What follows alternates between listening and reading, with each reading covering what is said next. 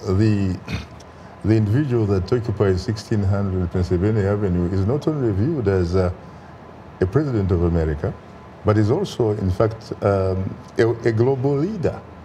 Because America, the last time I checked, happens to be the only superpower so far.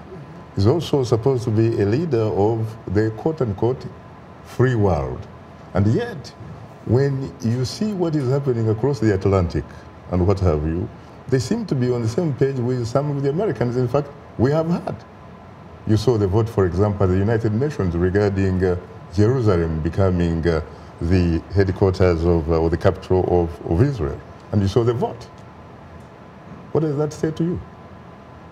Well, if you're asking me, I would say that it's reflective of how America is being viewed today. As I said, I was just in the region. There is this concern that we are regressing in our relationship with Africa.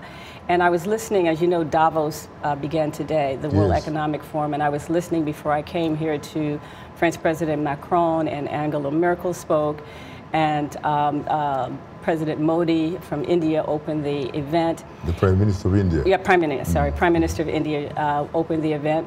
And so the main theme, I guess, they all had was that, we all need to work on these major global issues together.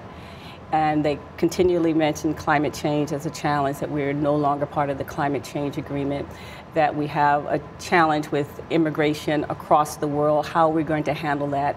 And there was a discussion about whether globalization should go away permanently, because it really hasn't helped the less fortunate. When you look at the fact that 82% of the world's wealth is still owned by 1% of the world's population, where the 3.7 billion rest of the world is still left behind, that's a problem. And that includes those at-risk communities in the United States. So I would like us to re-engage with the world, still be a global leader in the world, and still take our values and share them throughout the world like we have in the past.